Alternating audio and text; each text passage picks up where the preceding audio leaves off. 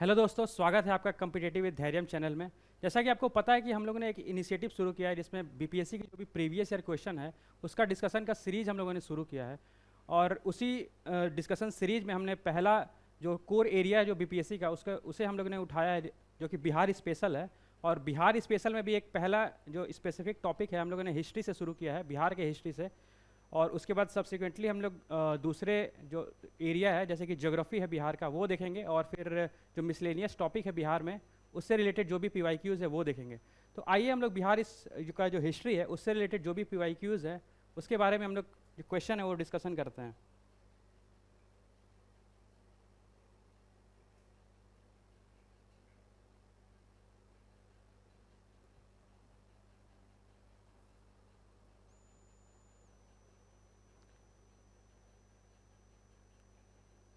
तो ये हमारा पहला क्वेश्चन है, who was the real founder of तुर्क रूल इन बिहार।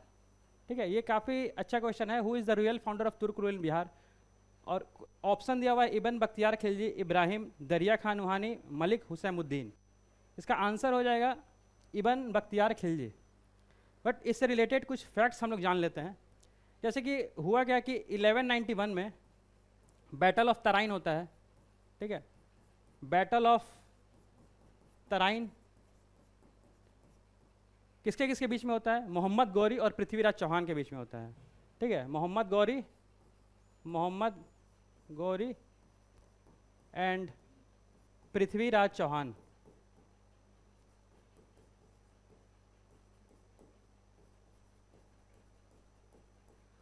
इसमें क्या होता है 1191 वाले में बैटल ऑफ तराइन में कि मोहम्मद गौरी क्या होता है, हार जाता है, डिफीट हो जाता है। किससे? पृथ्वीराज चौहान से।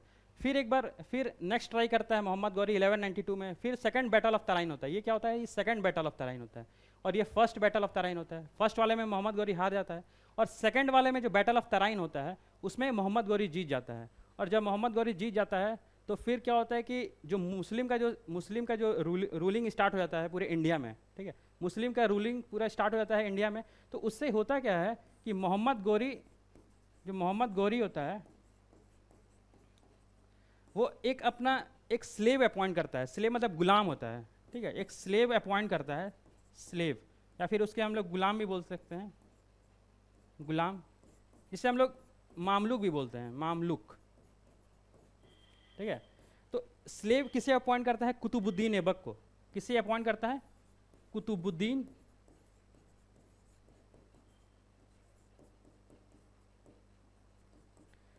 जो कि मिलिट्री जनरल रहता है मोहम्मद गौरी का। ठीक है, और फिर होता क्या है कि 1206 ईस्वी में मोहम्मद गौरी मर जाता है। ठीक है, मोहम्मद गौरी के मर जाने के बाद कुतुबुद्दीन पूरे पूरे जो भारत का दिल्ली सल्तनत का एक स्थापित करता है पूरे भारत में। ठीक है, तो वहाँ से दिल्ली सल्तनत जो पूरे इंडिया में स्टार्ट हो जाता है, जिसे स्लेव डायनेस्टी भी बोलते हैं या फिर ममलुक डायनेस्टी भी बोलते हैं। ठीक है, स्लेव डायनेस्टी या फिर ममलुक डायनेस्टी भी हम बोलते हैं। तो उसी में क्या हुआ कि कुतुबुद्दीन ऐबक का भी मिलिट्री जनरल होता है और उसका नाम रहता है इबन बख्तियार खिलजी। और यही इबन बख्तियार खिलजी भारत के डिफरेंट डिफरेंट रीजन में जाता है और कैप्चरिंग शुरू कर देता है। और उसी क्रम में वो बिहार पहुंच जाता है। और बिहार पहुंचने के बाद और वो क्या करता है, बिहार पहुंचने के बाद जो बिहार में कुछ फेमस यूनिवर्सिटीज़ होती हैं जैसे कि Nalanda university, Vikramshila university,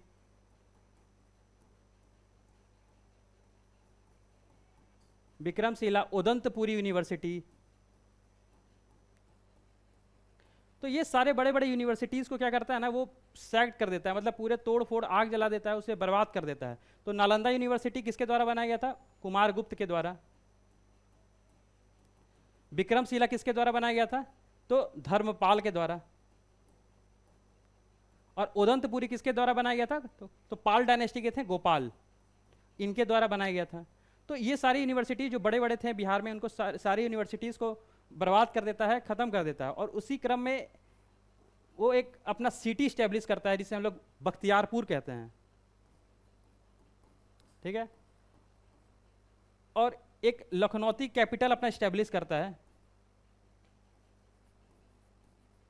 Lakhnauti capital establish करता है। ये कैपिटल रहता है इसका, इबन बख्तियार खिलजी का, और ये बख्तियारपुर सिटी रहता है। तो ये कुछ पॉइंट्स है इस क्वेश्चन से जो हम लोग एक्सट्रैक्ट कर सकते हैं, ये कुछ इंपॉर्टेंट पॉइंट्स है।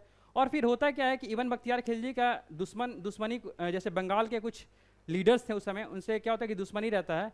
इब्न बख्तियार खिलजी का, उसमें अली मर्दान आता है, अली मर्दान से दुश्मनी रहता है, तो अली मर्दान क्या करता है, इब्न बख्तियार खिलजी का एसेसिनेशन करा देता है। तो उसी क्रम में इनकी मृत्यु हो जाती है इब्न बख्तियार खिलजी की। और इब्न बख्तियार खिलजी की जो मकबरा है वो बख्तियारपुर में है।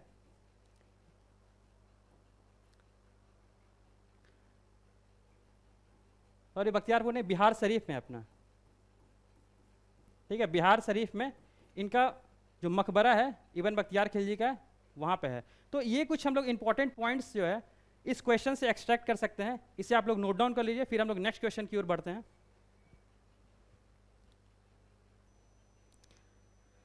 तो चलिए हम लोग नेक्स्ट क्वेश्चन की ओर बढ़ते हैं। सेकंड क्वेश्चन है अपना, सेकंड क्वेश्चन है, in which year did Chauri revolt of Bihar take place. Chauri revolt of Bihar take place, Bihar में किस समय हुआ था? 1842, 1798, 1784, 1832। तो इसका आंसर है 1798। ठीक है, इसमें कुछ पॉइंट्स हमें जानने की ज़रूरत है कि चौरी रिवॉल्ट हुआ कहाँ था। तो चौरी रिवॉल्ट का जो एरिया था वो छोटा नागपुर के रीजन में था, छोटा नागपुर के रीजन में ये चौरी रिवॉल्ट हुआ था। और इस रिवॉल्ट को हम लोग जंगल महल भी बोलते हैं। ठीक है, जंगल महल मूवमेंट, जंगल महल मूवमेंट। ठीक है, और इसके जो लीडर थे, इसके जो लीडर थे, दुर्जन सिंह नाम था इनका, दुर्जन सिंह लीडर थे। और ये बेसिकली इसलिए हुआ था कि जो भी ब्रिटिशर्स की कंपनी थी वो क्या कर रहे थे कि जो बेसिकली जो फॉरेस्ट एरिया था उसका जो भी रिसोर्स होता था उससे मतलब रिसोर्स का काफ़ी ज़्यादा यूज़ कर रहे थे। तो बड़े बड़े जंगल थे उन्हें क्या काटते जा रहे थे। तो उस लोकेलिटी, उस एरिया में जो भी लोग रह रहे थे वो क्या किया, रिवोल्ट कर देते हैं ब्रिटिशर्स के अगेंस्ट। तो इसे ही हम लोग चौरी रिवोल्ट कहते हैं। और ये छोटा नागपुर के रीजन में हुआ था और इसे लीड कर रहे थे दुर्जन सिंह। ठीक है, इस क्वेश्चन को आप लोग नोट डाउन कीजिए, फिर हम लोग नेक्स्ट क्वेश्चन की ओर बढ़ते हैं। तो चलिए फिर नेक्स्ट क्वेश्चन की ओर बढ़ते हैं। थर्ड क्वेश्चन है अपना, थर्ड क्वेश्चन है, in which year Orissa separated from Bihar. ठीक है, बिहार उड़ीसा से सेपरेट कब हुआ? ठीक है, उड़ीसा कब सेपरेट हुआ था? तो 1936, 1956, 2000, 1912। इसका आंसर हो जाएगा 1936। बट इससे रिलेटेड कुछ फैक्ट्स जाना जरूरी है हमें, उससे हम लोग देख लेते हैं। देखिए, उड़ीसा 1 अप्रैल 1936 को सेपरेट हुआ था बिहार से। ठीक है, ये तो हमें पता चल गया इस क्वेश्चन से। बट इस स्टार्टिंग में हम लोग कुछ समय और पहले आते हैं, उसमें कुछ देखते हैं। पहले क्या हुआ था, इधर आते हैं लोग बिहार और उड़ीसा, सॉरी बिहार एंड बंगाल। पहले बिहार और बंगाल से आते हैं। बिहार और बंगाल जो था, बिहार और बंगाल को मर्ज कर दिया गया था। बिहार और बंगाल को मर्ज कर दिया गया था 1733 में। ठीक है, 1733 में हुआ क्या कि औरंगजेब की जब मृत्यु हो गई तो उसके बाद जो मुगल का जो शासन था वो काफ़ी मतलब ढीला हो गया था, मतलब उतना ज़्यादा एक्टिव नहीं था। तो उसके क्रम में क्या हुआ कि जो बंगाल के जो नवाब थे सुजाउद्दीन, ठीक है, बंगाल के नवाब थे, बंगाल के नवाब थे सुजाउद्दीन।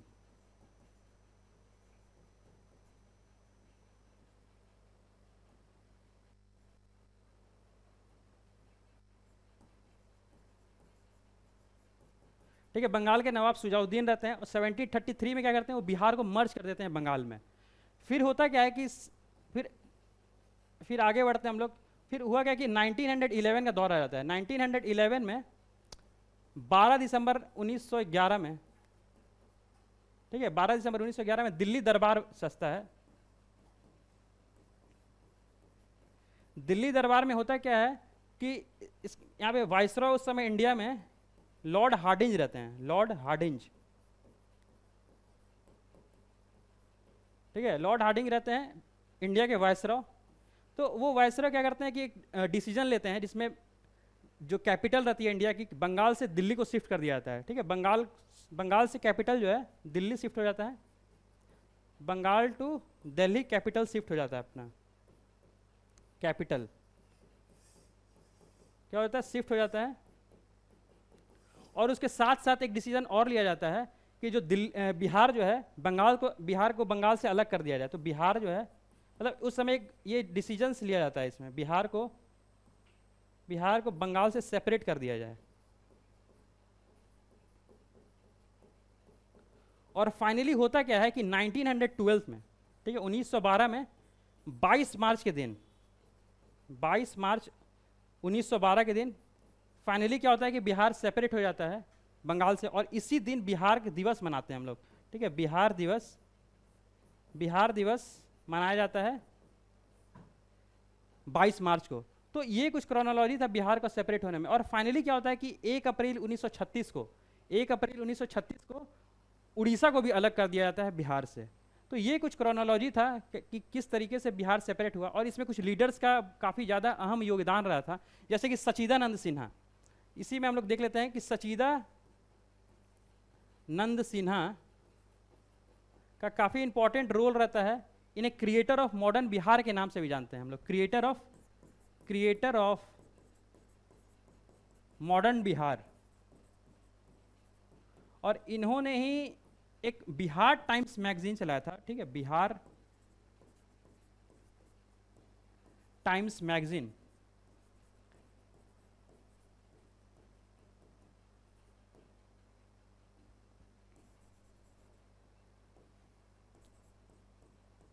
बिहार टाइम्स मैगजीन इन्होंने चलाया था, और इसी में बात कही थी कि सेपरेट बिहार या फिर पृथक बिहार करने की बात कही थी उन्होंने, पृथक बिहार। तो ये कुछ हम लोग इस क्वेश्चन से इंफॉर्मेशन एक्सट्रैक्ट कर सकते हैं, जो कि इस क्वेश्चन में काफ़ी इंपॉर्टेंट हो सकता है, या फिर आगे आने वाले एग्जामों में ये रिलेटेड जो इन्फॉर्मेशन है हमारे एग्जाम में इंपॉर्टेंट हो सकता है। तो इसे आप नोट डाउन कीजिए, फिर हम लोग नेक्स्ट क्वेश्चन की ओर बढ़ते हैं।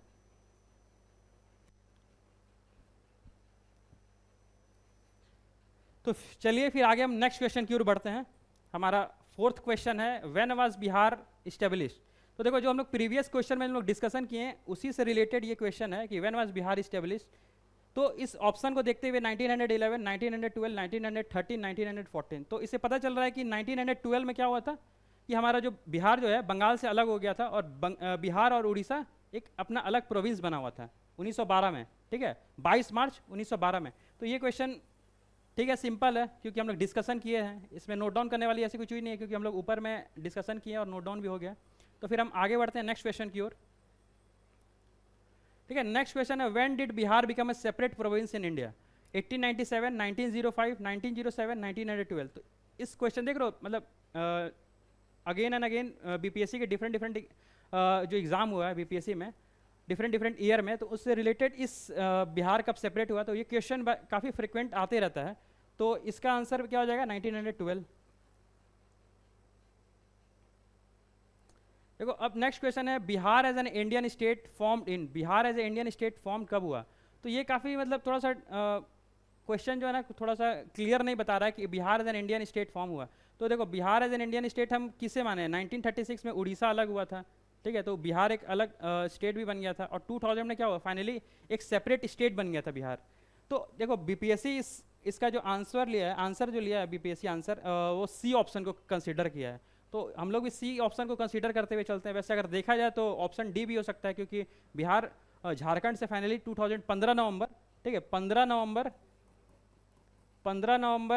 2000 को क्या हुआ, झारखंड में हम लोग का झारखंड जो है स्टेट, झारखंड बिहार से अलग हो जाता है और सेपरेट स्टेट बना लेता है झारखंड। तो इस क्वेश्चन में क्लियर नहीं कर रहा है कि Bihar as an Indian state क्या कहना चाह रहा है। तो ऑप्शन जो बीपीएससी ऑप्शन सी को लेके चल रहा है, तो हम लोग भी इसी को सी ही मान के चलते हैं, ठीक है। नेक्स्ट क्वेश्चन की ओर बढ़ते हैं हम लोग कि by which act Bihar become a separate province, मतलब किस एक्ट के द्वारा बिहार सेपरेट प्रोविंस बना। तो ये act government of India act 1935 के तहत बिहार जो है उड़ीसा से अलग हो गया और सेपरेट प्रोविंस बना था, ठीक है। और इसका जो डिटेल जो है, ये सारा गवर्नमेंट ऑफ इंडिया एक्ट हम लोग हिस्ट्री वाले जो लेक्चर जब चलेगा सीरीज, तो उसमें काफ़ी अच्छे से हम लोग डिस्कशन करेंगे। तो नेक्स्ट क्वेश्चन की ओर बढ़ते हैं हम लोग। क्वेश्चन नंबर 8 कह रहा है, who among the following was the first governor of Bihar? First governor of Bihar कौन बना था? तो इस क्वेश्चन से हमें इंटरप्रिटेट कर सकते हैं कि फर्स्ट गवर्नर ऑफ बिहार बोल रहा है, मतलब कि जब बिहार उड़ीसा से अलग हो गया था तो उस समय गवर्नर कौन था? तो उस समय गवर्नर कौन था? उस समय गवर्नर थे अपने सर जेम्स डेविड शिफ्टन, ठीक है। जब देखो, इसमें याद रखना कि बिहार जब उड़ीसा से अलग हुआ था, ठीक है, बिहार और उड़ीसा से जब अलग हुआ था, ये कब हुआ था? 1 अप्रैल 1936, 1 अप्रैल 1936 को बिहार क्या होता है, उड़ीसा से अलग होता है। तो उस समय गवर्नर कौन थे? Sir James David Shifton. ये हमें फैक्ट ध्यान रखना है।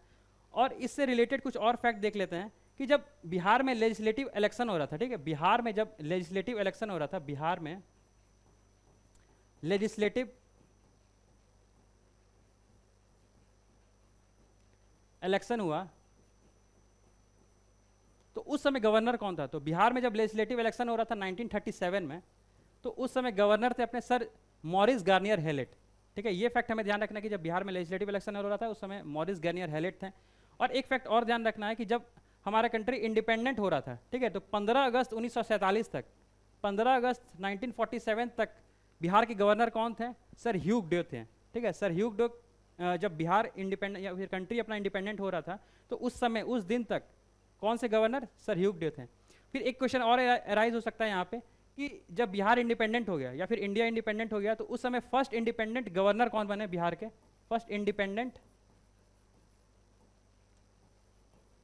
First independent governor of Bihar वो कौन बने?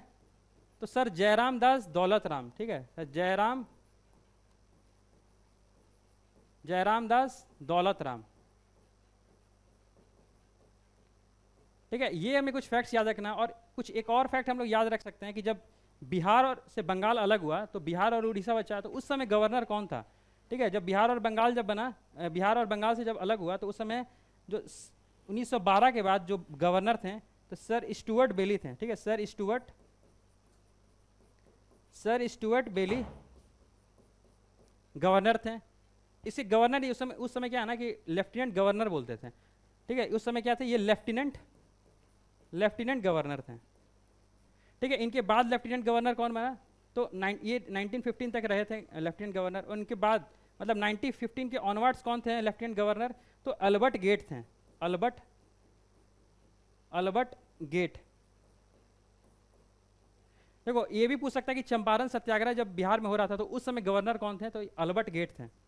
और फाइनली देखो, ये सब क्या थे? लेफ्टिनेंट गवर्नर थे। पहले क्या ना कि लेफ्टिनेंट गवर्नर बोला जाता था। ठीक है, लेफ्टिनेंट गवर्नर। और finally first governor of Bihar, अगर क्वेश्चन पूछता है कि फर्स्ट गवर्नर ऑफ बिहार कौन थे, कौन बने, यहां पे लिख देता हूं, first governor of Bihar. First governor of Bihar कौन बने? तो सत्येंद्र प्रसन्ना सिन्हा थे। सत्येंद्र प्रसन्ना, ये क्या बने थे? फर्स्ट गवर्नर ऑफ बिहार बने थे। तो इस क्वेश्चन से हम कुछ ये फैक्ट एक्सट्रैक्ट कर सकते हैं, क्योंकि ये हमारे आगे आने वाले एग्जाम में हो सकता है, ये फैक्ट्स इंपॉर्टेंट हो सकता है। तो इसे आप लोग नोट डाउन कर लो, फिर हम लोग नेक्स्ट क्वेश्चन की ओर बढ़ते हैं।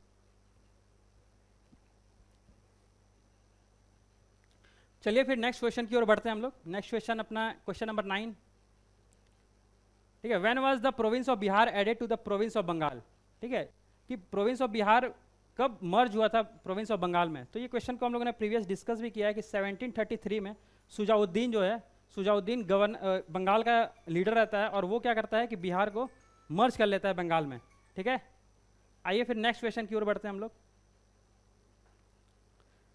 देखिए, हमारा नेक्स्ट क्वेश्चन है कि in 1942 on the occasion of which festival Jayaprakash Narayan escape from Hazaribagh? ठीक है, 1942 में किस ओकेजन में, किस फेस्टिवल में Jayaprakash Narayan escape from Hazaribagh jail में? तो किस हजारीबाग जेल से कब एस्केप करते हैं? तो वो होली, दशहरा, दीपावली, बैसाखी, ये कुछ ऑप्शन है।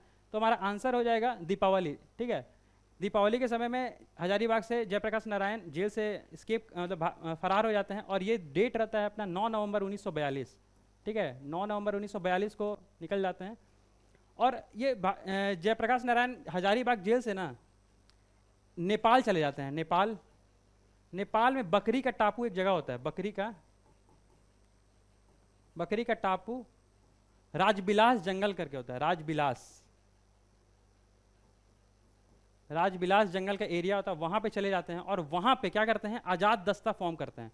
वहां पे क्या करते हैं? आजाद दस्ता का फॉर्म करते हैं। इसे या फिर फ्रीडम ब्रिगेड के नाम से भी जानते हैं हम लोग, फ्रीडम ब्रिगेड। ठीक है, फ्रीडम ब्रिगेड के नाम से भी जानते हैं। और वहाँ पे ये आज़ाद दस्ता का देखो, बेसिकली आज़ाद दस्ता का फॉर्मेशन इसलिए करते हैं क्योंकि उस समय हुआ क्या ना कि ब्रिटिशर से जो भी काम कर रहे थे तो उसको मतलब उस बाधा पहुँचाने के लिए कैसे आज़ादी मिले, तो उसके लिए ये आज़ाद दस्ता फॉर्म करते हैं। और जो भी डिफरेंट डिफरेंट एक्टिविटीज़ से ब्रिटिशर्स को परेशान किया जा सके तो उसके लिए आज़ाद दस्ता फॉर्म किए थे। और इसमें बेसिकली टीचर्स, जो भी यंग लड़के थे, उनको लिया जाता था और वो मतलब सीक्रेट, एक तरह का सीक्रेट सोसाइटी था ये, एक तरह का सीक्रेट रिवॉल्यूशनरी एक्टिविटीज़ करने के लिए, सीक्रेट रिवॉल्यूशनरी,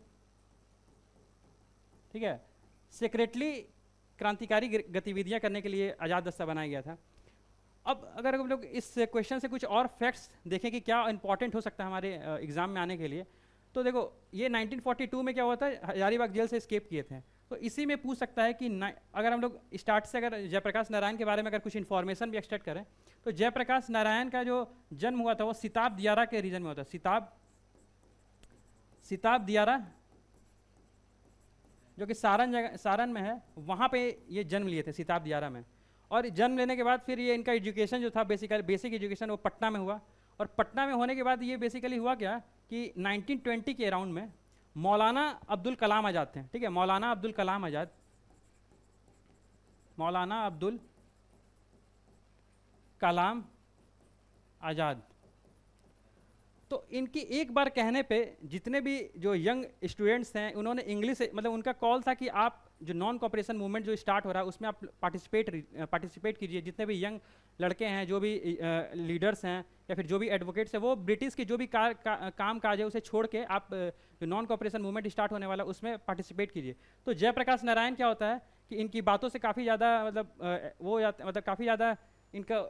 काफ़ी ज़्यादा मतलब इनकी बात से प्रभावित हो जाते हैं मौलाना अब्दुल कलाम आज़ाद की बात से। और वो ये क्या है कि अपना बेसिक एजुकेशन पटना कॉलेज में ले रहे थे, ठीक है, पटना कॉलेज में ये अपना एजुकेशन ले रहे थे। तो एग्ज़ाम के जस्ट 20 दिन पहले क्या करते हैं, वो अपना एग्ज़ाम छोड़ देते हैं, ठीक है। तो ये भी एक क्वेश्चन आया हुआ है कि एग्ज़ाम के 20 दिन पहले 20 डेज लेफ्ट था, तो 20 डेज लेफ्ट था तो किसने एग्ज़ाम को छोड़ दिया, तो ये जयप्रकाश नारायण थे। तो ये जयप्रकाश नारायण पटना कॉलेज को छोड़ के फिर क्या करते हैं कि बिहार विद्यापीठ ज्वाइन कर लेते हैं, ठीक है। तो एक क्वेश्चन ये भी आ सकता है कि बिहार विद्यापीठ ज्वाइन कर लेते हैं, बिहार विद्यापीठ, जयप्रकाश नारायण बिहार विद्यापीठ ज्वाइन कर लेते हैं। और बिहार विद्यापीठ जो है महात्मा गांधी के द्वारा बनाया गया था। कब बनाया गया था? 6 फरवरी 1921 को बिहार विद्यापीठ बनाया गया। तो इससे भी कुछ क्वेश्चन आ सकता है कि बिहार विद्यापीठ के, हम लोग इससे कुछ क्वेश्चन देख लेते हैं कि बिहार विद्यापीठ ज्वाइन तो कर लिए थे जयप्रकाश नारायण, बट बिहार विद्यापीठ भी हमारा काफ़ी इंपॉर्टेंट क्वेश्चन बन सकता है बीपीएससी में। तो इससे रिलेटेड भी कुछ फैक्ट्स देखते चलते हैं, फिर हम लोग इस क्वेश्चन पे आ जाएंगे। तो बिहार विद्यापीठ का जो फर्स्ट चांसलर था, ठीक है, फर्स्ट चांसलर कौन बना था? देखो ये क्वेश्चन आ सकता है कि फर्स्ट चांसलर कौन बना था, तो मजरूल हक थे। मजरूल हक जो है फर्स्ट चांसलर बने थे। इसी में आ सकता है कि फर्स्ट वाइस चांसलर कौन बना, ठीक है, वाइस चांसलर। तो वाइस चांसलर अपने कौन बने थे? ब्रजकिशोर प्रसाद, ठीक है, ब्रजकिशोर प्रसाद बने थे यहाँ पे फर्स्ट वाइस चांसलर। और इसी में एक क्वेश्चन और आ सकता है कि इसके प्रिंसिपल कौन बने थे, ठीक है। तो इसके प्रिंसिपल बने थे डॉक्टर राजेंद्र प्रसाद, ठीक है, राजेंद्र प्रसाद जी थे, राजेंद्र प्रसाद जी इसके प्रिंसिपल बनते हैं। तो बिहार विद्यापीठ काफ़ी इंपॉर्टेंट एस्पेक्ट्स है बिहार बीपीएससी के क्वेश्चन का, काफ़ी अच्छा इंपॉर्टेंट हो मतलब अच्छे क्वेश्चन इससे आ सकते हैं। तो जयप्रकाश नारायण बिहार विद्यापीठ ज्वाइन कर लेते हैं। और फाइनली बिहार विद्यापीठ ज्वाइन करने के बाद फिर वो अपने हायर एजुकेशन के लिए ना यूएस चले जाते हैं, कैलिफोर्निया, ठीक है, कैलिफोर्निया चले जाते हैं। यहाँ पे मैं लिख देता हूँ, देखो कैलिफोर्निया में जाते हैं और वो अपने हायर एजुकेशन करने के चलते उनके पास पैसे की कमी रहती है ना, तो वो डिफरेंट जगह काम करने लगते हैं, जैसे फैक्ट्रीज़ में। तो वहाँ पे मजदूरों को देखते हैं कि किस प्रकार से मजदूर वहाँ पे मतलब काम कर रहे हैं और काफ़ी कम वेजेस पे काम कर रहे हैं। तो इन सब चीज़ों को देखते हुए फिर वो वापस इंडिया आते हैं 1929 में, ठीक है। फाइनली 1929 में इंडिया आते हैं और वो इंडियन नेशनल कांग्रेस को ज्वाइन कर लेते हैं, ठीक है। फाइनली क्या होता है, जयप्रकाश नारायण इंडियन नेशनल कांग्रेस को 1929 में ज्वाइन कर लेते हैं, ठीक है। और इसमें जवाहरलाल नेहरू का योगदान काफ़ी इंपॉर्टेंट रहता है जयप्रकाश नारायण को ज्वाइन करवाने में। और उसके बाद क्या होता है कि इसके बाद हम लोग आते हैं 1932 का समय चलता है, ठीक है, 1932, जिस समय 1930 से 1932 इसमें क्या हो रहा था कि सिविल डिसोबीडियंस मूवमेंट इंडिया और बिहार के डिफरेंट रीजन में काफ़ी ज़्यादा हो रहा था, ठीक है। इसमें नमक सत्याग्रह भी बोलते हैं, ठीक है। डिफरेंट रीजन में ब्रिटिश के अगेंस्ट में जो भी डिफरेंट तरीके से बिहार मतलब डिफरेंट तरीके से ब्रिटिशर्स को मतलब अगेंस्ट में, ब्रिटिशर के अगेंस्ट में जिस तरीके से मतलब जिस तरीके से उसके काम में बाधा पहुंचाया जा सके उसके अगेंस्ट में काम किया जा रहा था। तो नमक सत्याग्रह जैसे चीज़ें चल रही थी, बिहार में चौकीदारी सिस्टम भी चल रही थी, चौकीदारी सिस्टम। तो उस तरीके से क्या होता है कि 1932 में जयप्रकाश नारायण क्या होते हैं कि फिर से जेल में चले जाते हैं, और इस समय जाते हैं वो जेल में, नासिक के जेल में, ठीक है। नासिक के जेल में 1932 में क्या होता है, देखो 1942 में क्या होता है, ये हजारीबाग के जेल में चले जाते हैं। इस समय क्या हो रहा था, क्विट इंडिया मूवमेंट चल रहा था, तो वहाँ पे चले जाते हैं। और इसमें क्या होता है 1932 में जब सिविल डिसोबीडियंस मूवमेंट के बाद ये नासिक जेल में चले जाते हैं, और यहीं पे वो डिफरेंट लीडर से मिलते हैं, जैसे राम मनोहर लोहिया, मीनू मानसी, ठीक है, अच्युत पटवर्धन। तो इन सब लीडर से वो मिलते हैं और मजदूरों के बारे में डिस्कशन करते हैं। तो इसके बाद देखो इनका इंपॉर्टेंट रोल, उसके बाद क्या होता है कि 1934 में, ठीक है, अब 1934 में क्या होता है, फाइनली यहाँ पे मैं लिख देता हूँ कि 1934 में वो कांग्रेस सोशलिस्ट पार्टी ज्वाइन करते हैं, ठीक है, कांग्रेस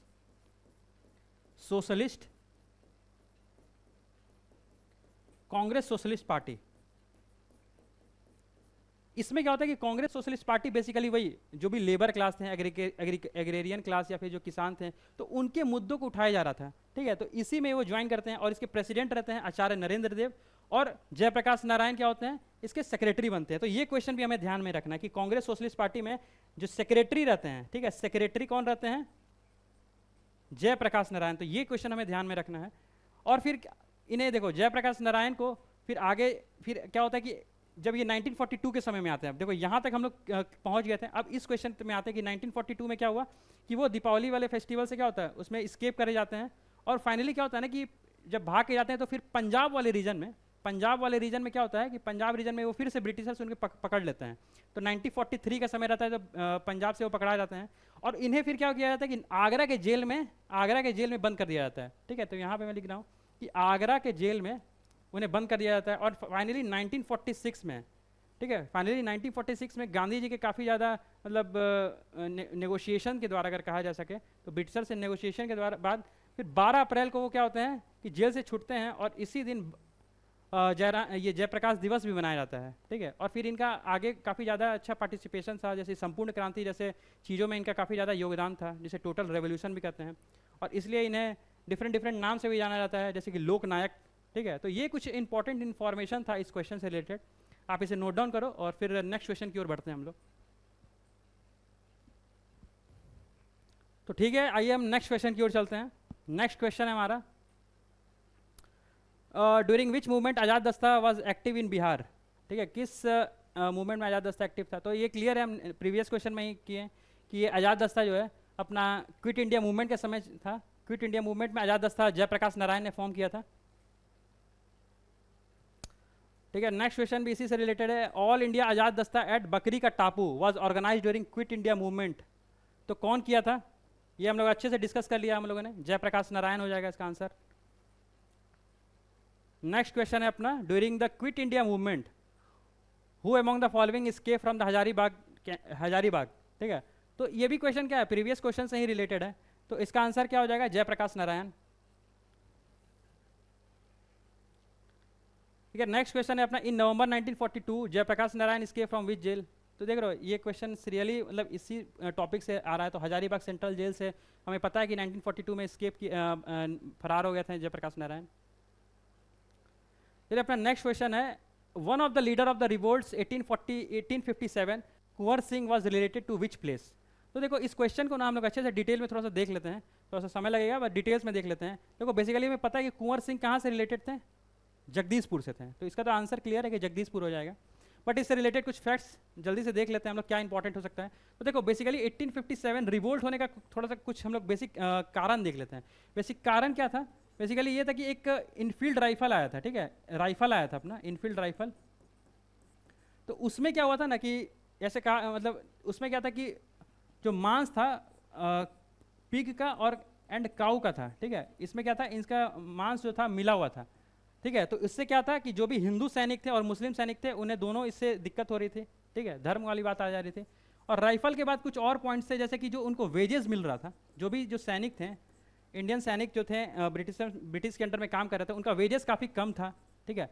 अगर तीसरा पॉइंट हम लोग देख लें तो इन्हें क्या ना कि एक एक्ट आया था, ठीक है, ब्रिटिशर्स ने लेके आया था। तो उस एक्ट के तहत जो भी इंडियन सैनिक थे तो उनको डिफरेंट डिफरेंट कंट्री में भेज दिया जा रहा था सर्विस के लिए, तो उनसे भी ये काफ़ी ज़्यादा असंतुष्ट थे। तो थर्ड कारण तो ये हो गया, जो एक्ट आ गया था अपना, उससे असंतुष्ट थे। अगर फोर्थ कारण देखा जाए तो एक doctrine of lapse, doctrine of lapse आ गया था, ठीक है। डॉक्ट्रिन ऑफ लैप्स ये डलहौजी के द्वारा लाया गया था, ठीक है। लॉर्ड डलहौजी थे उस समय, ठीक है। उस समय डलहौजी, देखो जब ये डॉक्ट्रिन ऑफ लैप्स आया था तो ये डलहौजी के समय आया था, ठीक है। तो इसमें इसे हड़प नीति भी बोलते थे। हड़प नीति में क्या होता था कि अगर वैसा राजा जिसके उसके मर जाने के बाद अगर उसका कोई संतान नहीं है, ठीक है, उसका संतान नहीं है, तो वो उसके एरिया का, उसके जो भी रूलिंग एरिया है, जिस जो राजा है, तो उसको उस एरिया को क्या करेगा, ब्रिटिशर्स अपने साम्राज्य में मिला लेगा। तो यही थी डॉक्ट्रिन ऑफ लैप्स या फिर हड़प नीति भी से बोलते थे। तो ये तो डलहौजी के समय आया था। लेकिन एक क्वेश्चन ये भी अराइज हो सकता है कि जब 1857 का रिवोल्ट चल रहा था तो उस समय कौन था, ये अपना वायसराय उस समय कौन था? तो उस समय हम ये बोल सकते हैं कि उस समय जो था लॉर्ड कैनिंग था, ठीक है, लॉर्ड कैनिंग था। तो ये एक पॉइंट ये भी एक्सट्रैक्ट कर सकते हैं। अब देखो ये तो कुछ रीजन था कि क्यों 1857 का रिवोल्ट हुआ बेसिकली। अब हम लोग इसके आगे बढ़ते हैं, तो ये रिवोल्ट कैसे कैसे आगे बढ़ा उसके बारे में हम लोग जरा देख लेते हैं। देखो बेसिकली हुआ क्या कि मार्च का महीना चल रहा था, ठीक है, 28 मार्च 28 मार्च का समय था। बंगाल के बैरकपुर में मंगल पांडे और उनके कुछ अन्य साथी रिवोल्ट कर देते हैं, इसी कुछ कारण को लेते हुए, ठीक है। इमीडिएट कारण यही था, राइफल का जो था ना, जिसमें मांस मिला देते थे सुअर का और ये काऊ का, तो उससे मंगल पांडे, ठीक है, मंगल पांडे और उनके कुछ अन्य साथी थे जो कि रिवोल्ट कर देते हैं ब्रिटिशर्स के अगेंस्ट में, और उस रिवोल्ट को दबा दिया जाता है ब्रिटिशर्स के द्वारा, और मंगल पांडे और उनके अन्य साथियों को फांसी दे दिया जाता है। फिर फाइनली 8 अप्रैल को फांसी दे दिया जाता है, ठीक है। यहाँ पे 8 अप्रैल को फांसी दे दिया जाता है, इनको हैंग्ड हो जाते हैं, ठीक है, मंगल पांडे और उनके जो भी अन्य साथी थे। अब आता है समय मई का महीना, ठीक है। मई में क्या होता है कि ये जो रिवोल्ट होता है वो मेरठ के रीजन में पहुंच जाता है, मेरठ के छावनी में पहुंच जाता है। और उसके बाद 7 से 12 जून में बिहार में ये आ जाता है। बिहार के कहाँ? देवघर रीजन। देखो उस समय देवघर जो है ना, अभी तो खैर ये झारखंड में चला गया है, लेकिन उस समय क्या था, बिहार के रीजन में था। तो बिहार के देवघर जिला के रोहिणी गांव था, ठीक है, रोहिणी विलेज था। तो वहां से स्टार्ट होता है ये अपना रिवोल्ट 1857, और ये वहाँ पे कुछ सैनिकों ने इसका विद्रोह किया, और फिर ये फाइनली क्या होता है कि फिर इसे भी दबा दिया जाता है। और इसके बाद ये फाइनली 3 जुलाई को ये पटना में आ जाता है ये रिवोल्ट, ठीक है, पटना में। तो उस समय एक पुस्तक विक्रेता रहते हैं पीर अली, और इनके साथ कुछ अन्य इनके साथी भी थे, वो अगेंस्ट रिवोल्ट करते हैं ब्रिटिशर्स के अगेंस्ट। और फाइनली इनको पीर अली और उनके जो और भी दोस्त थे, लगभग 17-18 से दोस्त हैं, उनको क्या कर दिया जाता है, हैंग कर दिया जाता है, ठीक है। 17 दोस्त रहते हैं, 17 फ्रेंड, उनको हैंग कर, मतलब फांसी की सजा दे दी जाती है, हैंग। और फिर फाइनली क्या होता है कि 3 जुलाई के बाद क्या होता है कि 25 जुलाई का समय आता है, ठीक है, 25 जुलाई में क्या होता है कि बिहार के डिफरेंट रीजन में क्या ना ये रिवोल्ट मतलब फैलता है। जैसे कि मुजफ्फरपुर हो गया, ठीक है, मुजफ्फरपुर, सारण, तिरहुत, सारे रीजन में क्या कि रिवोल्ट फैलता है। लेकिन एक क्वेश्चन ये भी आता है कि कौन सा रीजन था जो 1857 के विद्रोह से बिहार के रीजन में, मतलब वहाँ पे इसका फैलाव नहीं देखा गया। तो मुंगेर ऐसा रीजन था, ठीक है, एक मुंगेर रीजन था। देखो मुजफ्फरपुर में तो फैला, तिरहुत, सारण सारे रीजन में फैला, लेकिन मुंगेर ऐसा रीजन था। देखो यहाँ मैं लिख रहा हूँ मुंगेर एक ऐसा रीजन था जो कि इस रिवोल्ट से अप्रभावित रहा, ठीक है, ये मुंगेर रीजन अप्रभावित रहा, मतलब इस रिवोल्ट का यहाँ पे कोई ज़्यादा असर नहीं पड़ा, ठीक है। अब मुजफ्फरपुर जैसे रीजन में फैला 25 जुलाई को, ठीक है। और उसी समय क्या हुआ ना कि 25 जुलाई से 26-27 जुलाई में ये रिवोल्ट जो है दानापुर वाला जो रेजिमेंट है, ठीक है, दानापुर। देखो अब 27 जुलाई को क्या होता है, यहाँ लिख देता हूँ कि 27 जुलाई को क्या होता है कि दानापुर वाला जो रीजन है, ठीक है, दानापुर रेजिमेंट है, जो छावनी है, वहाँ पे क्या होता है कि ये रिवोल्ट फैल जाता है। और वहाँ पे जो भी सैनिक रहते हैं वो जाते हैं, जो आरा के जो जगदीशपुर में जो ये लीडर हैं वीर कुंवर सिंह, उनके साथ ज्वाइन कर लेते हैं। लगभग 4000 से भी ज़्यादा सोल्जर रहते हैं, वो ज्वाइन कर लेते हैं वीर कुंवर सिंह के साथ। तो दानापुर में लगभग 4000 से ज़्यादा सैनिक, 400+ जो सोल्जर रहते हैं, वो ज्वाइन कर लेते हैं वीर कुंवर सिंह को। और वो फिर क्या होता है कि 27 जुलाई के बाद लगभग पूरे आरा में, ठीक है, पूरे आरा और उनके सराउंडिंग रीजन में क्या होता है कि वीर कुंवर सिंह ने वहाँ पे मतलब ब्रिटिशर्स के अगेंस्ट लड़ाई भी होता है, और वो पूरे एरिया को अपने अंदर में ले लेते हैं।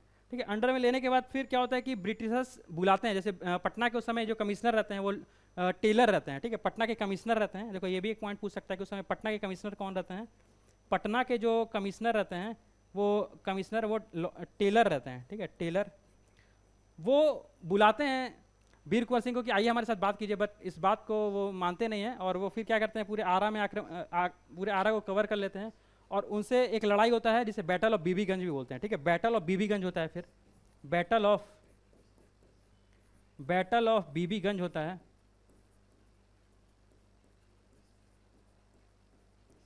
ठीक है, इसमें क्या होता है कि एक मेजर विनेट आयर आता है, ठीक है, मेजर विनेट आयर है, उससे लड़ाई होती है और इसमें क्या होता है, बैटल ऑफ बीबीगंज में वीर कुंवर सिंह जीत जाते हैं। बट होता है क्या ना कि इसके अगेंस्ट में ब्रिटिशर्स काफ़ी ज़्यादा बौखला जाते हैं और वो फिर क्या होता है कि पूरे उस रीजन में मार्शियल लॉ लगा देते हैं, ठीक है, सैनिक का शासन, ठीक है, वहाँ पे पूरे आरा और सराउंडिंग रीजन में लगा देते हैं। बट इसमें क्या होता है कि वीर कुंवर सिंह जीत जाते हैं और इसके बाद जब मार्शियल लॉ लग जाता है यहाँ पे, तो उसके बाद आरा को वीर कुंवर सिंह छोड़ देते हैं और आरा छोड़ने के बाद वो आजमगढ़ चले जाते हैं, ठीक है, आजमगढ़ चले जाते हैं। यहाँ पे मैं लिख देता हूँ, आजमगढ़ में क्या होता है कि 23 मार्च 1858 को आजमगढ़ में नाना साहेब के साथ, ठीक है, आजमगढ़ में नाना साहेब के साथ, ठीक है, नाना साहेब के साथ वो फिर ब्रिटिशर्स के साथ लड़ाई होता है, तो ठीक उसमें भी वो जीत जाते हैं वीर कुंवर सिंह और नाना साहेब।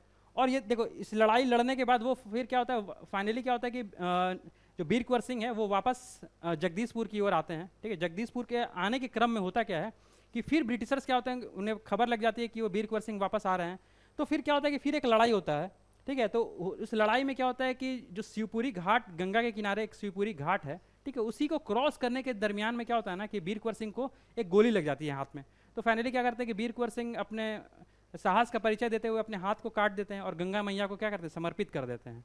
और उसी समर्पित करने के बाद फिर क्या होता है कि आगे बढ़ते जाते हैं और फाइनली उसी दिवस को, ठीक है, 23 अप्रैल को, ठीक है, 23 अप्रैल को जब वो आते हैं तो उसी दिन वीर दिवस मनाया जाता है, वीर कुंवर सिंह दिवस मनाया जाता है। 23 अप्रैल को वीर कुंवर सिंह दिवस मनाया जाता है, 23 अप्रैल को वीर कुंवर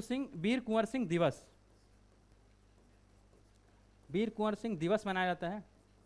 और फाइनली क्या होता है कि इसके बाद वीर कुंवर सिंह 25-26 के दरमियान में क्या होता है, मर जाते हैं।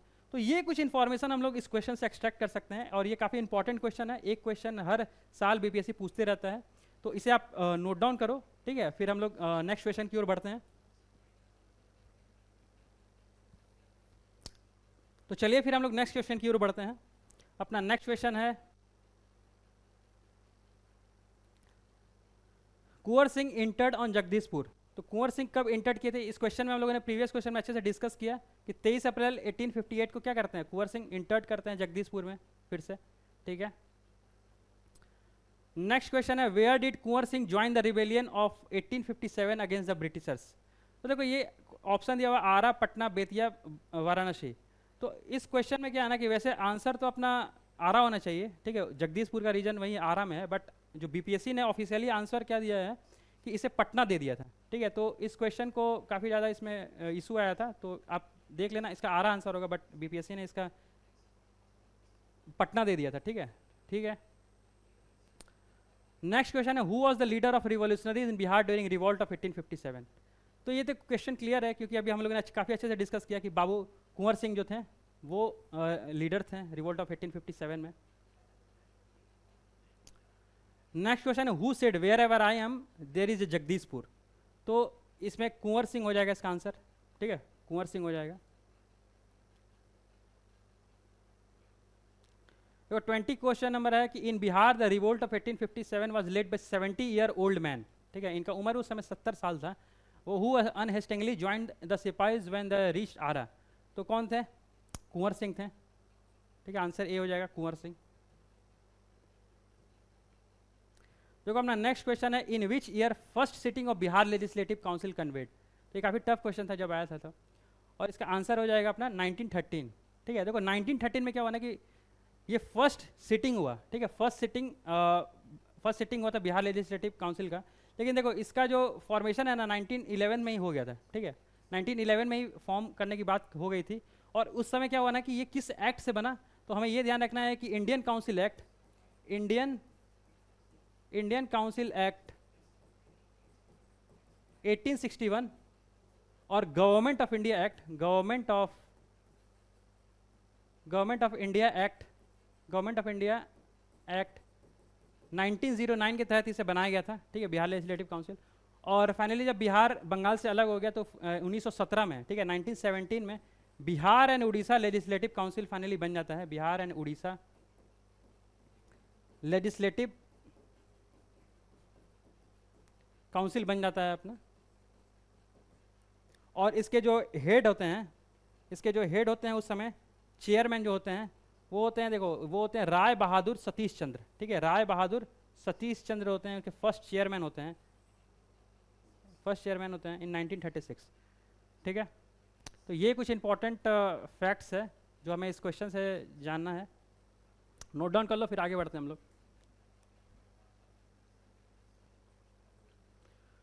तो चलिए हम नेक्स्ट क्वेश्चन की ओर बढ़ते हैं। अपना नेक्स्ट क्वेश्चन है 22nd क्वेश्चन है, who invited Gandhi to come Champaran. ठीक है, ये काफ़ी इंपॉर्टेंट क्वेश्चन है और हर साल एक क्वेश्चन आते रहता है इससे, तो इस क्वेश्चन को हम लोग देख लेते हैं। Who invited Gandhi to come Champaran, तो इसका आंसर है राजकुमार शुक्ला, ठीक है, राजकुमार शुक्ला इनवाइट करते हैं गांधी जी को, ठीक है। तो अच्छे से हम लोग चंपारण सत्याग्रह के बारे में देख लेते हैं और राजकुमार शुक्ला के बारे में थोड़ा सा देख लेते हैं। तो राजकुमार शुक्ला, मुरली भरवा एक गांव होता है, ठीक है, ये पश्चिम चंपारण में रीजन है, पश्चिम चंपारण में एरिया रहता है, पश्चिम चंपारण में, तो वहीं से ये बिलोंग करते हैं, ठीक है, पश्चिम चंपारण के रीजन के से ये बिलोंग करते हैं। और देखो राजकुमार शुक्ला जो है ना, राजकुमार शुक्ला अपने कुछ साथी के साथ, जैसे कि पीर मोहम्मद म्यूनिस,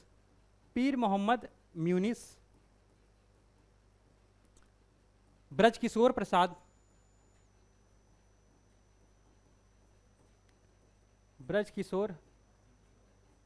प्रसाद, रामानंद साहू, ठीक है, इन तमाम अपने साथी के साथ, और भी साथी थे उनके साथ, ये जाते हैं कहाँ पे हैं, गांधी जी से मिलने जाते हैं, ठीक है। तो गांधी जी से मिलने कहाँ जाते हैं, लखनऊ के सेशन में, ठीक है, लखनऊ सेशन में, ठीक है, लखनऊ सेशन में गांधी जी से मिलने जाते हैं, गांधी जी से,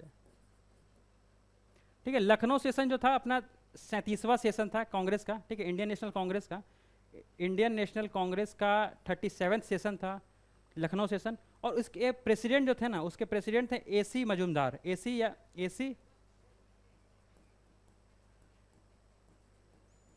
ठीक है, एसी। गांधी जी यहाँ पे आते हैं, इस सेशन को अटेंड करते हैं, तो इसी सेशन में ना राजकुमार शुक्ला और उनके जो साथी थे, ठीक है, तो उनके साथी यहाँ पे मिलते हैं गांधी जी से और बताते हैं चंपारण में क्या दुर्दशा चल रही है, किसानों की क्या दुर्दशा है। तो बेसिकली चंपारण में जो इंडिगो की कल्टीवेशन हो रही थी, नील की खेती, तो उससे किसान काफ़ी ज़्यादा परेशान थे। परेशान किस लिए थे, क्योंकि नील की जो खेती होती थी ना, उसमें क्या है कि उसकी जो प्रोडक्टिविटी या फिर उत्पादकता होती है ज़मीन की, वो क्या होती है, घटते जाती है, ठीक है। और एक कारण तो ये थी, उत्पादकता घटते जा रही है, और उसके बाद एक कारण और थी कि जो वेजेस बताया गया था, ठीक है, जो पैसा देने की बात कही गई थी ब्रिटिशर्स के द्वारा, और वो काफ़ी कम दिया जा रहा था। तो इससे भी क्या है कि वहाँ के जो किसान थे वो काफ़ी ज़्यादा परेशान थे। तो इसी मुद्दे को लेते हुए राजकुमार शुक्ला जो हैं लखनऊ सेशन में गांधी जी से मिलते हैं और बात करते हैं चंपारण की जो दुर्दशा होती है उसके बारे में गांधी जी से बात करते हैं।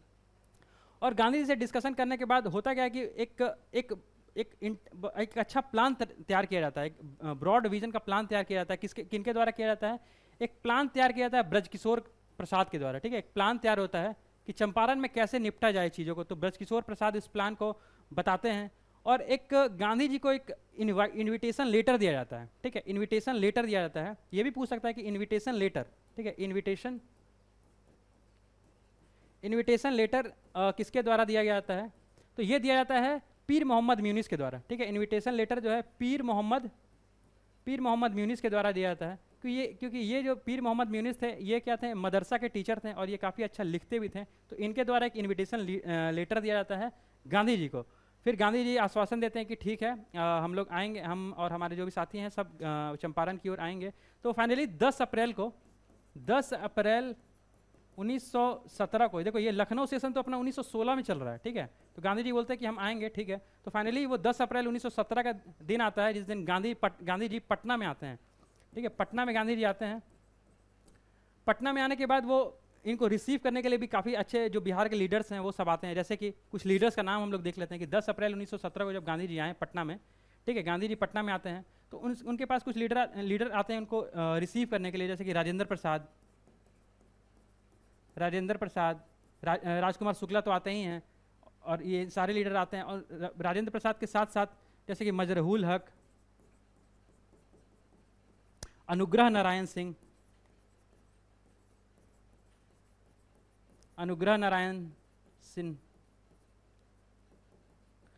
नारायण सिंह, ब्रजकिशोर प्रसाद,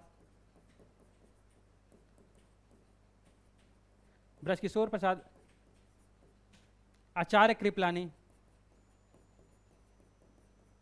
मतलब तमाम नेता जो लीडर्स थे बिहार के वो आते हैं, गांधी जी को रिसीव करते हैं, और गांधी जी फिर क्या है चंपारण की ओर जाते हैं। और वहाँ पे चंपारण में जाने के बाद वो किसानों से बात करते हैं, लेकिन किसान डरते हैं कि अगर हम बात करते हैं गांधी जी से तो हो सकता है कि ब्रिटिशर्स उन्हें बात करने ना दें या फिर उन्हें धमकाएं। तो इस चीज़ों को मतलब सहमति बनाते हुए गांधी जी फिर क्या होता है कि अच्छे से फिर किसान को समझाते हैं कि नहीं आइए बात करते हैं हम लोग, क्या आपकी परेशानियाँ उसको समझते हैं। तो फाइनली किसान आते हैं और बड़ी संख्या में किसान जो है चंपारण में आते हैं, गांधी जी से मिलते हैं और अपनी दुर्दशा के बारे में बताते हैं। और फाइनली क्या होता है कि गांधी जी एक इंक्वायरी एक रिपोर्ट जो वहाँ पे जो एडमिनिस्ट्रेशन होता है ब्रिटिशर्स के, वो बोलते हैं कि ठीक है आप गांधी जी आपको अगर ऐसा लग रहा है कि कुछ गलतियाँ हैं तो आप एक रिपोर्ट दीजिए जिससे हमें लगे कि आप क्या मतलब आपकी क्या बातें हैं, क्या आप रखना चाहते हैं बातों को, आप एक रिपोर्ट दीजिए। तो फाइनली गांधी जी एक इंक्वायरी रिपोर्ट तैयार करते हैं, इंक्वायरी रिपोर्ट। लेकिन एक और चीज़ होता है ना कि इंक्वायरी रिपोर्ट जब बनाते हैं तो उसके पहले कुछ और भी कहानियाँ होती हैं। जैसे कि होता क्या है कि एक जो एसोसिएशन होता है, जो ब्रिटिश प्लांटर एसोसिएशन होता है, ठीक है, ब्रिटिश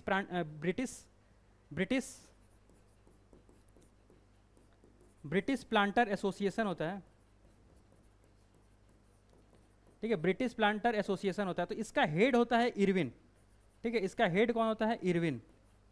तो ये अपने घर पे बुलाता है गांधी जी को कि क्या समस्या, गांधी जी हमारे से भी मतलब डिस्कस कीजिए। तो वो क्या था कि ये जो प्लांटर के एसोसिएशन जो भी लोग थे वो गांधी जी से मतलब अगेंस्ट थे, मतलब इनके बातों को सहमत नहीं थे गांधी जी से, क्योंकि गांधी जी क्या है उनके जो भी वहाँ की जो दुर्दशा है उसको उजागर कर रहे थे। बट ये जो प्लांटर एसोसिएशन के लोग थे वो नहीं चाहते थे कि ऐसा हो। तो इरविन अपने घर बुलाता है और उसी क्रम में इरविन जो है गांधी जी को बुलाता है। तो गांधी जी राजेंद्र प्रसाद के साथ जाते हैं इसके घर पर। तो उसी समय क्या होता है ना कि इनके यहाँ एक कुक रहता है जो खाना बनाता है, जिसका नाम होता है बतख मियाँ। तो बतख मियाँ क्या करता है ना कि इरविन के कहने पे उसमें अपने गांधी जी को मतलब कुछ दूध में एक जहर मिला देता है। तो फिर जब गांधी जी को दिया जाता है वो दूध, तो फिर वो बतख मियाँ रोने लगता है कि और गांधी जी से माफ़ी मांगता है कि गांधी जी मुझसे गलती हो गई, इनके कहने पे मैंने आपके जो दूध आपको जो देना था उसमें मैंने जहर मिला दिया था। तो फिर ये सारा जो संस्करण था राजेंद्र प्रसाद देख रहे थे। तो ये एक कहानी होता है यहाँ पे छोटा सा। और फिर फाइनली क्या था कि इंक्वायरी रिपोर्ट गांधी जी बनाते हैं, ठीक है। फाइनली अब इस चीज़ को देखते हुए गांधी जी इंक्वायरी रिपोर्ट बनाते हैं और गांधी जी इंक्वायरी रिपोर्ट यहाँ पे देख लो, इरविन के साथ बतख मियाँ ध्यान में रखना, बतख मियाँ, ठीक है, बतख मियाँ था, ये कुक था, ये क्या था, कुक था। अब देखो inquiry report Gandhi ji finally submit करते हैं 4 मई के अराउंड, 4 मई 1917 को गांधी जी रिपोर्ट सबमिट करते हैं इंक्वायरी रिपोर्ट। और इस इंक्वायरी रिपोर्ट को सबमिट इसलिए भी करते हैं ना कि जो उस समय बिहार और उड़ीसा के जो एग्जीक्यूटिव काउंसिल के एक मेंबर थे, ठीक है, बिहार और एग्जीक्यूटिव काउंसिल के, देखो यहाँ पे मैं लिख दे रहा हूँ, बिहार और उड़ीसा के, देखो यहाँ पे बिहार एंड उड़ीसा के एग्जीक्यूटिव काउंसिल के एक मेंबर थे, एग्जीक्यूटिव काउंसिल के एक मेंबर होते हैं, वो होते हैं डब्ल्यू मॉड करके, ठीक है, डब्ल्यू मॉड। तो ये गांधी जी का इंटरव्यू भी लेते हैं और कहते हैं कि गांधी जी आप एक अच्छे से डिटेल रिपोर्ट बनाइए। तो फाइनली गांधी जी क्या है कि इंक्वायरी रिपोर्ट बनाते हैं और सबमिट करते हैं 4 मई 1917 को।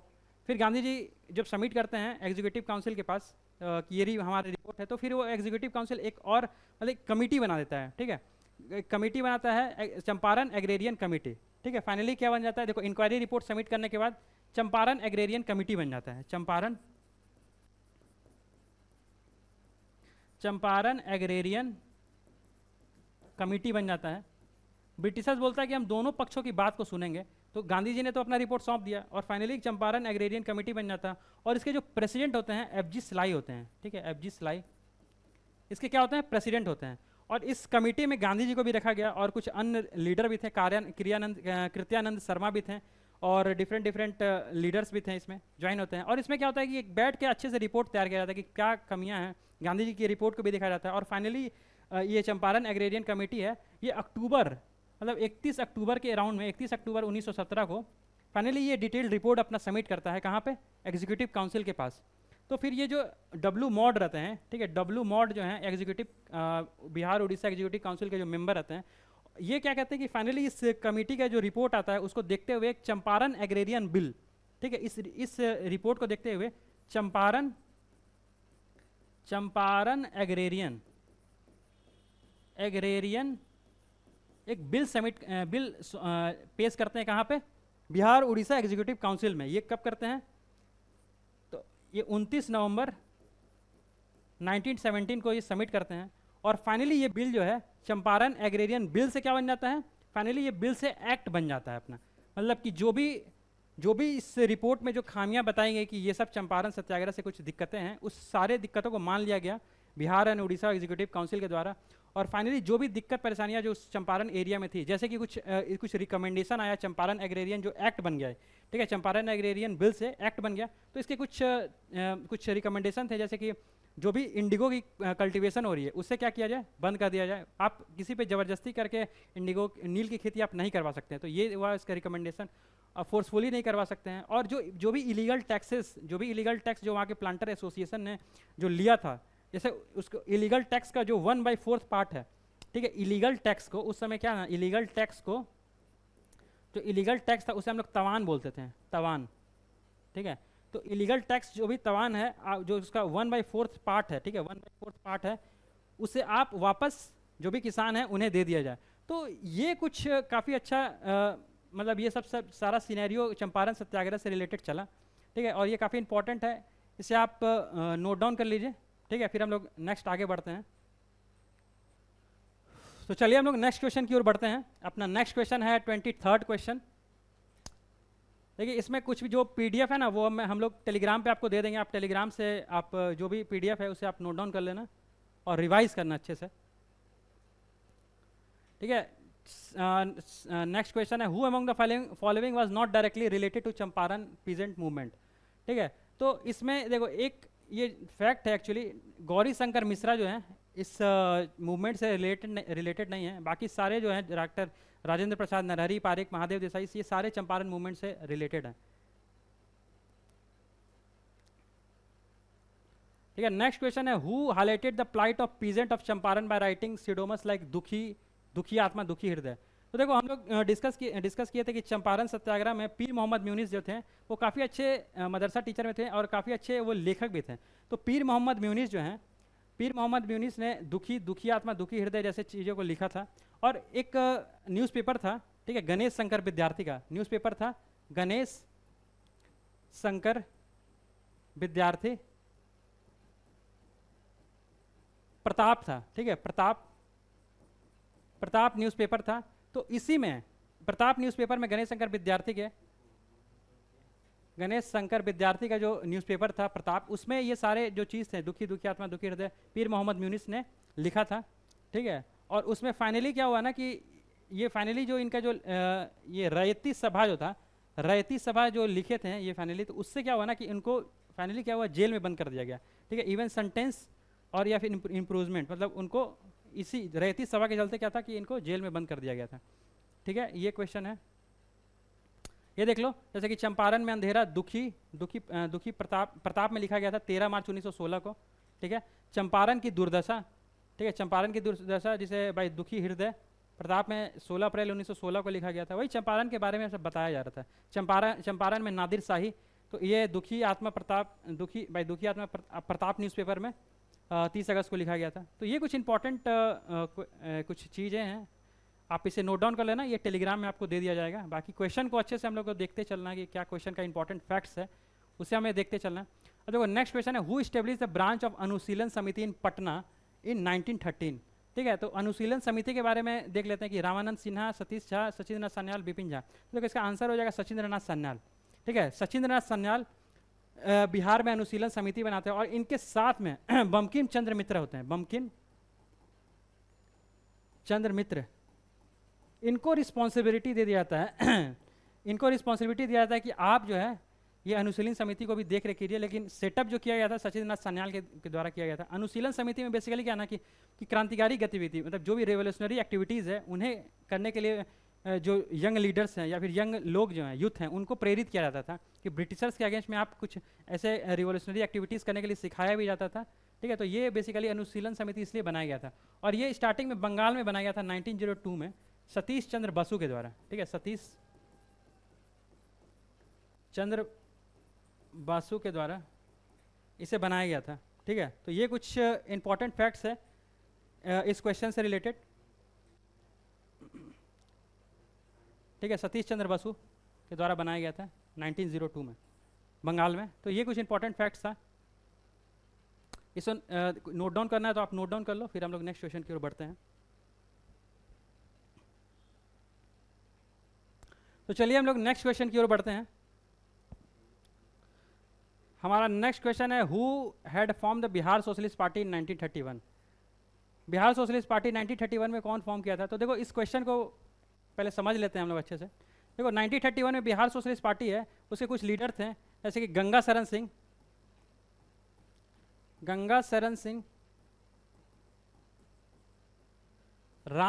राम वृक्ष बेनीपुरी,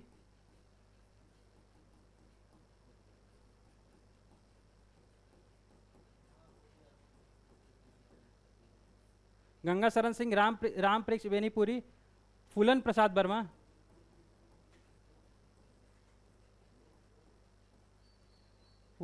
वर्मा, रामानंद मिश्रा।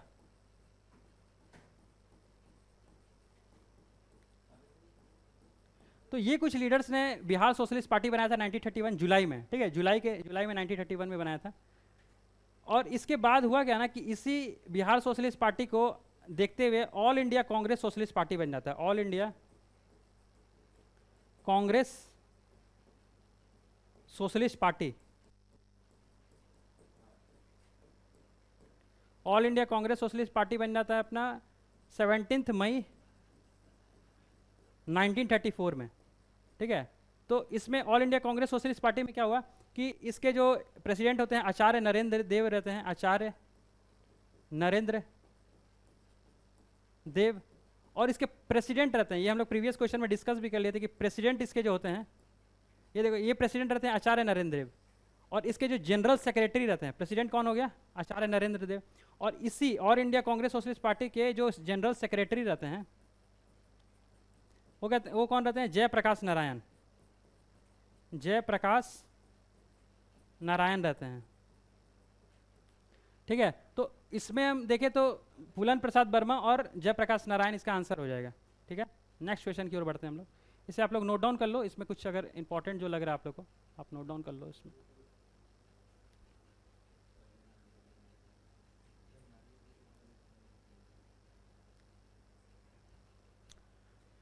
चलिए फिर नेक्स्ट क्वेश्चन की ओर बढ़ते हैं हम लोग। When was Bihar socialist party form? तो अभी हम लोगों ने डिस्कस किया कि बिहार सोशलिस्ट पार्टी कब फॉर्म हुआ था। देखो बिहार सोशलिस्ट पार्टी 1931 में बना था। ठीक है, लेकिन यही अगर all India Congress socialist party बोल देता है तो वो 1934 हो जाएगा, तो इस चीज़ पे ध्यान रखना हमें। ठीक है, नेक्स्ट क्वेश्चन की ओर बढ़ते हैं हम लोग। Bihar socialist party was born in 1934 with his secretary. देखो यही क्वेश्चन आ गया कि उसका सेक्रेटरी कौन था। तो हम लोगों ने डिस्कस किया अभी कि जयप्रकाश नारायण क्या थे, इसके सेक्रेटरी थे, और आचार्य नरेंद्र देव क्या थे, इसके प्रेसिडेंट थे। ठीक है, ये भी क्वेश्चन ठीक है। देखो in Tinkathia system of Bihar how many land was to be reserve for indigo cultivation. देखो जब हम लोग चंपारण सत्याग्रह पढ़ रहे थे तो उसमें चंपारण सत्याग्रह में हमने डिटेल पढ़ा, लेकिन तीन कठिया सिस्टम उसमें होता क्या था ना कि जो भी एक बीघा होता है उसमें 20 कट्ठा होता है। ठीक है, एक बीघा में 20 कट्ठा होता था, तो 20 कट्ठा का जो 3 भाग है ना, इसे 3 कट्ठा, उससे क्या होता था कि उसे रिजर्व कर दिया जाता था सिर्फ इंडिगो कल्टीवेशन के लिए। तो इसका आंसर क्या हो जाएगा? 3/20। ठीक है, 3/20 मतलब 20 कट्ठा में तीन हिस्सा जो है 3 कट्ठा वो रिजर्व कर दिया गया था इंडिगो कल्टीवेशन के लिए। ठीक है, व्हाट इज 3 कटिया सिस्टम? तो ये हम लोगों ने तो अभी डिस्कस किया कि ये एग्रीकल्चर मेथड से रिलेट करता है। तो ठीक है, आज हम लोगों ने 30 क्वेश्चन किया है हम लोगों ने, और काफ़ी अच्छे से डिटेल्ड देखा है। थोड़ा सा टाइम लगा हम लोगों को, बट उससे हमें ये परेशान नहीं होना है। बट हमें उस जो भी क्वेश्चन हम लोगों ने डिस्कस किया है, तो उसको अच्छे तरीके से, जो भी उससे रिलेटेड कुछ फैक्ट्स जो इंपॉर्टेंट है, उसे अच्छे तरीके से हम लोगों ने डिस्कस किया है। तो अगर आपको ये इनिशिएटिव अच्छा लग रहा हो तो आप इसे लाइक सब्सक्राइब करें, और मुझे इसी चैनल के साथ बने रहें, ताकि हम लोग फिर जो भी सीरीज है इसे कंटिन्यू रख सकें। Thank you. फिर हम लोग नेक्स्ट सेशन में मिलते हैं।